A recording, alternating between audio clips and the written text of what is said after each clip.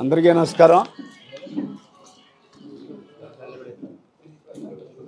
మరి ఇవాళ press meet యొక్క ఉద్దేశం మీకు కూడా తెలిసి ఉంటుంది.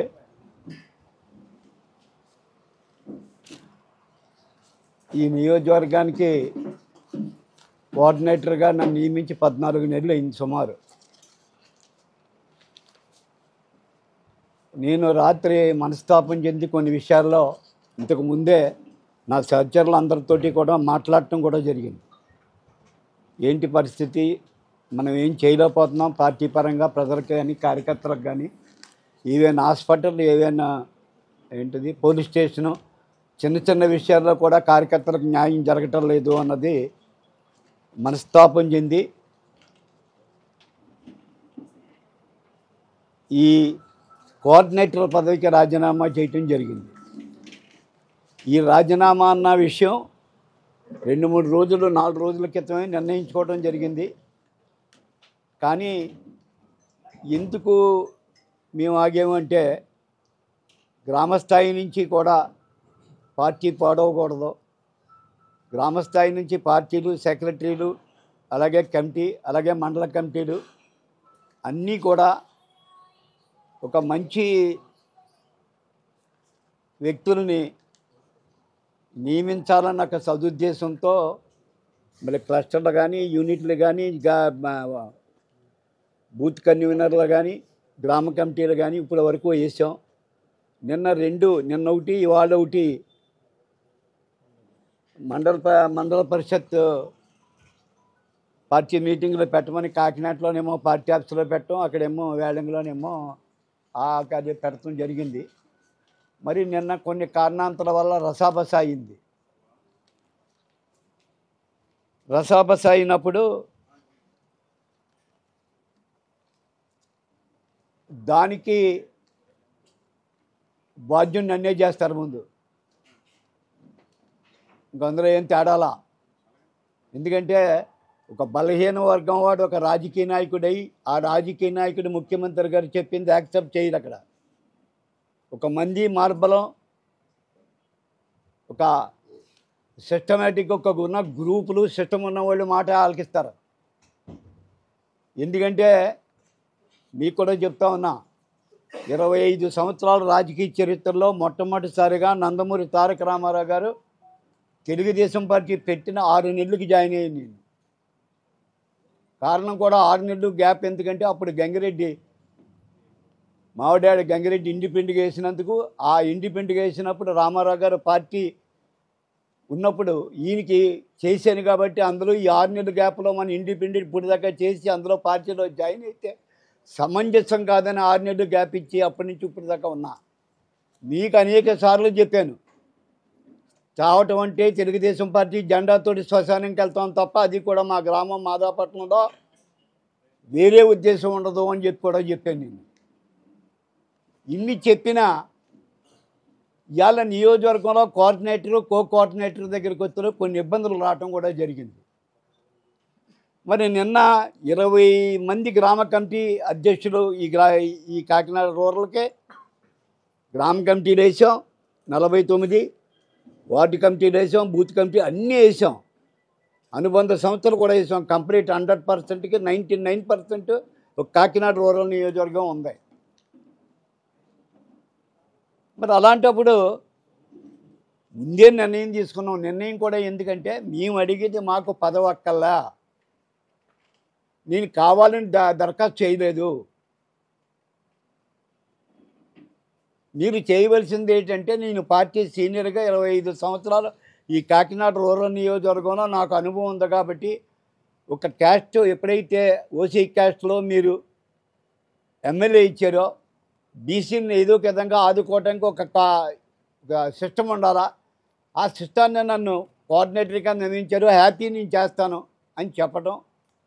మరి ఎన్నికల్లో మేము ఎలా చేసామో మీరు అందరూ కూడా చూశారు. నానాజీ గారు అప్పటికి హాస్పిటల్లో వైద్యం చేయించుకుని బయటికి రాలేని స్థితిలో ఉంటే, మేము కాకినాడలో తిరుగుతుంటే కడపలో ఆయన తిరుగుతున్నాడు, కడపలో మేము తిరుగుతుంటే కాకినాడలో తిరుగుతున్నాడు. కొంతమంది తెలిసినోడికి నిన్ననే కదా ఆపరేషన్ చేయించుకొచ్చారు, ఆయన రాలేరు బయటికి. ఆయన వల్ల ఇబ్బంది ఏమీ లేదు.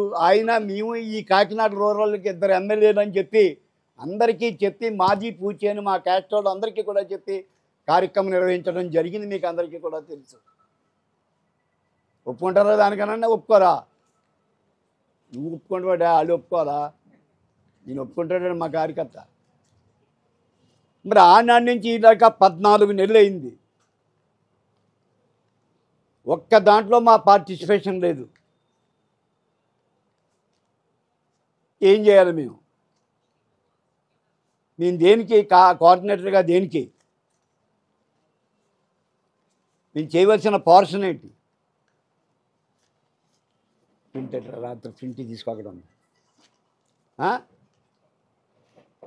అంచేత మీరు అందరూ మీరు చూసారు లేదా? అందరికీ నేను కాపీ ఇస్తాం. తెలుగుదేశం పార్టీకి రాజీనామా చేయరా, ఓన్లీ కోఆర్డినేటర్కి నేను రాజీనామా చేశా. లోపల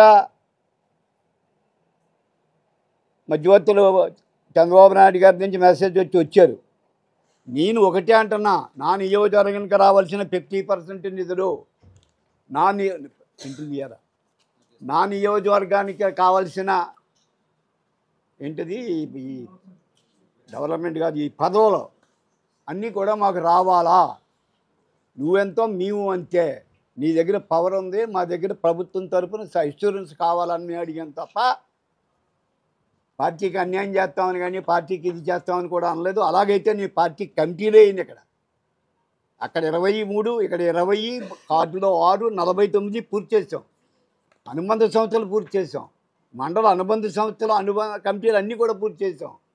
ఏంటంటే ప్రజలందరికీ మంచి నాయకులు రావాలి గ్రామస్థాయి నుంచి అన్న ఉద్దేశంతో ఎవరు ఎక్కడ ఏది అడిగితే వాళ్ళకి ఇచ్చాం. కానీ వీళ్ళని మార్చండి, వీళ్ళని ఇవ్వండి, ఈ కులం ఓడికి ఇవ్వండి, ఆ కులం ఓడికి ఇవ్వండి అని ఒక్కడికి చెప్పలే. మా కార్యకర్తలు ఎక్కడ ఉన్నారో అడగండి. వాళ్ళ ఇష్టానుసారమే వేసుకున్నారు అందరూ కూడా. మరి నిన్న 20 మంది మేము వెళ్ళి అక్కడ కూర్చుంటే, సెక్రటరీలో వాళ్ళు కూడా కూర్చుంటే వాళ్ళు అన్న మాట ఏంటంటే, అక్కడ సీల్డ్ కవర్లో పేరు వస్తుంది, అది కూడా ఐవీఆర్ సర్వేలో రావాలి. 20 మంది పార్టీ ఎన్నుకున్న వాళ్ళు ఓటర్లో పార్టీ ప్రెసిడెంట్లు, సెక్రటరీలు. అక్కడ వచ్చిన అబ్జర్వర్స్ ఇద్దరు ఏమన్నారు, మమ్మల్ని వేసారు కాబట్టి ఇక్కడ ఉన్న మెజార్టీని బట్టి మేము చూసి వేయాలి, అది సిస్టం అని చెప్తుంటే 20 మందిని పెట్టుకుని ఒక మీటింగ్ పెట్టి ఒక పార్టీ హాల్లో పెడితే మరి వదిలిసిపోయారు అంటే మా ఆధిపత్యం ఏమన్నా అక్కడ ఉందా?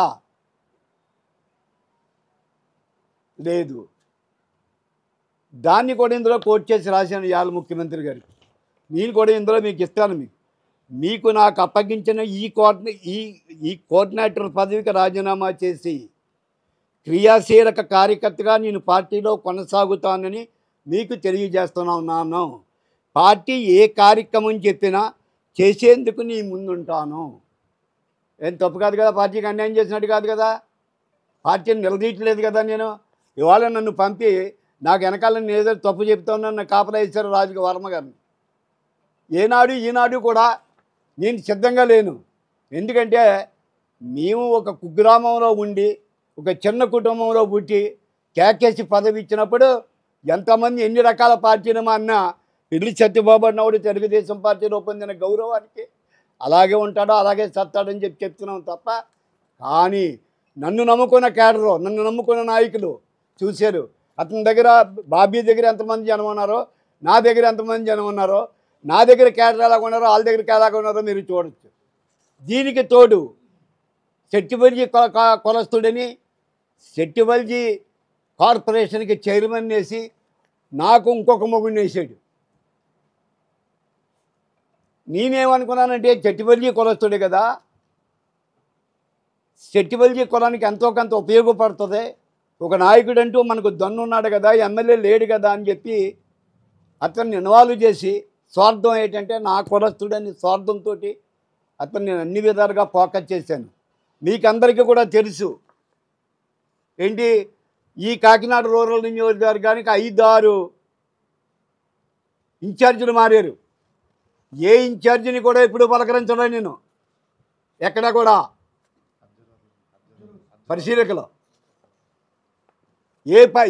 ఏ పరిశీలకుడు కూడా చేయలేదు. నేను ఉపయోగించిన ఏంటంటే కారణం ఇతను వీళ్ళిద్దరూ కొల్యూడై కాకినాడ రూరల్ నియోజకవర్గంలో సెట్టిబల్జీలకు సీట్ ఇస్తే సత్యబాబుకి ఇవ్వాలి, లేకపోతే కాపులు సీట్ ఇస్తే బాబీకి ఇవ్వాలనేది ఒక అండర్టేకింగ్ వచ్చి నా మీద దోచుతున్నారు. అదేం చేస్తారు? ఆఫ్టర్ ఆల్ నేను 40 సంవత్సరాల వయసు లేదు అందులో ఒకడికి. నీ పార్టీలో జాయిన్ అయ్యి తెలుగుదేశం పార్టీలో జాయిన్ అయిన వయసు లేదు. అంతకుముందే నేను 15 సంవత్సరాలు నా ఊళ్ళో సర్పంచ్ చేశాను ఇక్కడ రాబోయేవాడికి.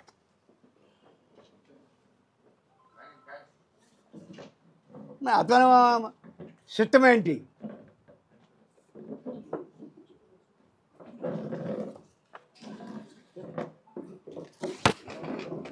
నేను కోరుకున్నది ఒకటే, నన్ను నమ్మకన కార్యకర్తలకి తెలుగుదేశం పార్టీ తరపున ఉన్నవాడికి ఎవడ కాళ్ళు దగ్గరికి వెళ్ళి నిలబడే అవకాశం కలగనీయకూడదు మాకు. మేము వాడి దగ్గరగానే వెళ్తున్నాం అనుకోండి, మా వల్ల అవ్వదని మేము చెప్తుంటే ఆ ఊళ్ళో గ్రామ కమిటీ ప్రెసిడెంట్ తీసారండి. ఆ గ్రామ కమిటీ ప్రెసిడెంట్ మీ గురించి చెప్తే నీకు ఫోన్ చేసి చెప్తాం. ఇంత కష్టపడి చేసినందుకు ప్రతిఫలం మీద ఒక రాజకీయ నాయకుడిని రాత్రింబగళ్ళలో మీకు అందరికీ తెలుసు. కానీ అవతల ఎమ్మెల్యే మీరు ఎమ్మెల్యే గురించి ఫేవరబుల్గా మాట్లాడుతూ మీకు ఇబ్బందులని మీరు మాట్లాడకపోవచ్చు. 24 అవర్స్లో మ్యాక్సిమం అవర్స్ కష్టపడ్డవాళ్ళు నేను మా కార్యకర్తలు. ఇవాళ నాకు ప్రభుత్వం ఇచ్చింది ఏంటి, ఈయన ఇచ్చింది ఏంటి, దేనికి నేను కోఆర్డినేటర్గా ఉండాలో చెప్పండి.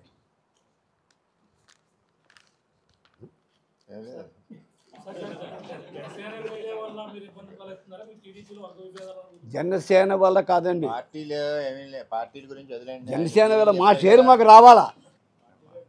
నారాయణ గారికి చెప్పాం, పార్టీ ప్రెసిడెంట్ గారికి చెప్పాం, సాక్షాత్తు సీఎం గారికి 4 సార్లు చెప్పాం. మేము ఎప్పుడు అడిగినా ఒకటే మాట, నా షేరు నాకు రానియండి. నాది సీఎం రిలీఫ్ ఫండ్కి వెళ్ళాను.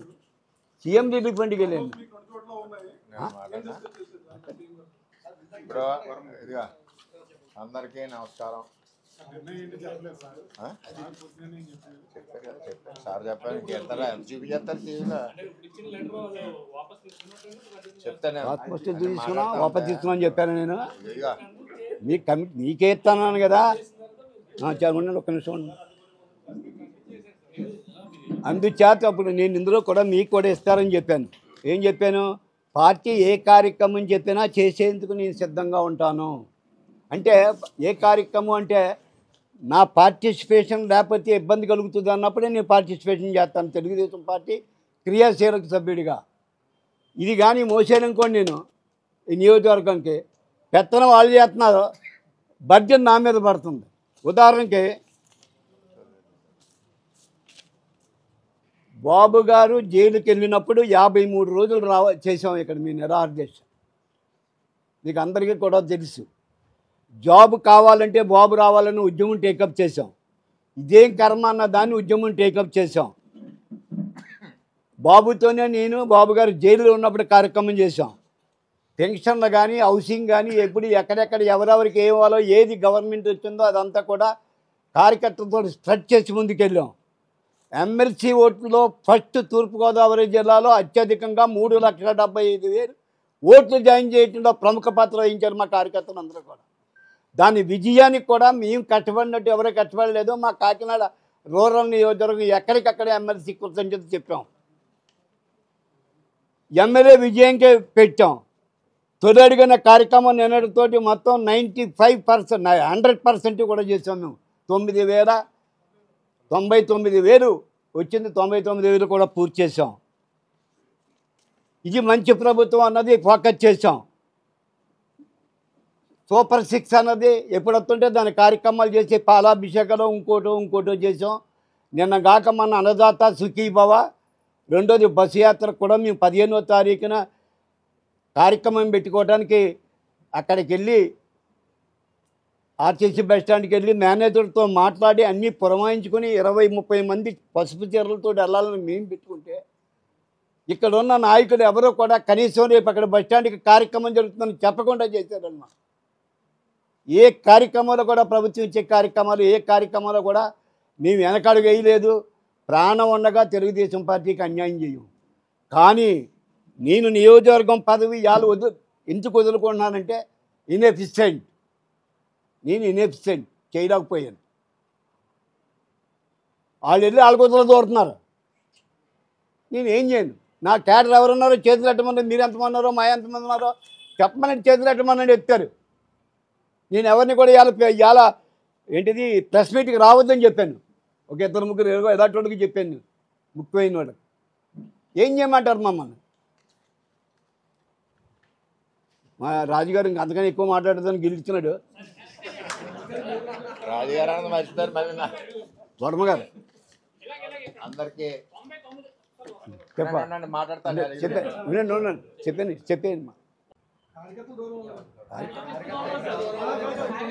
మీరు మాట్లాడకండి. ఎందుకు మీరు ఇద్దాం ఉండో.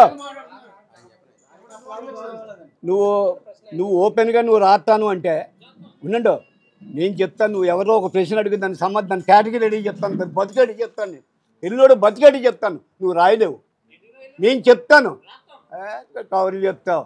వాళ్ళు ఎదవేసాలు వేస్తే ఎదవ పనులు పడి అసలు నేను అడుగుతున్నా. ఉండండి మీరు చెప్పకి కంగారు పడకండి. లేదు ప్రెస్ మీట్ ఇది. కంగారు పడకండి ఏమవ్వదో.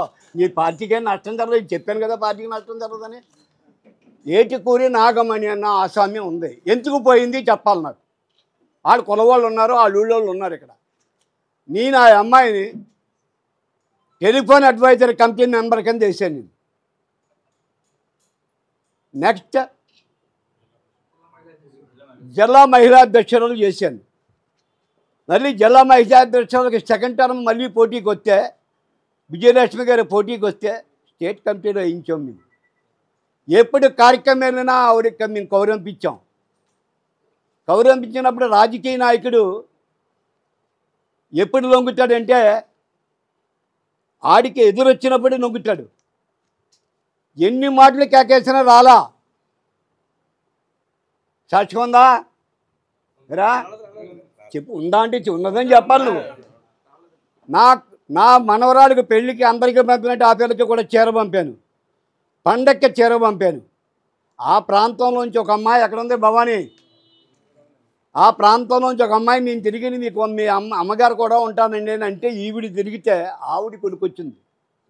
దానికి కారణం నేనా? ఇంకా చెప్పి ఎన్ని కావాలితే అని చెప్తాను నేను. అక్కడ ఉన్న వాళ్ళందరికీ ఒక్కొక్క చరిత్ర ఉంది. ఇంకోటి ఉంది మీకు అందరికీ తెలుసు. రాజకీయ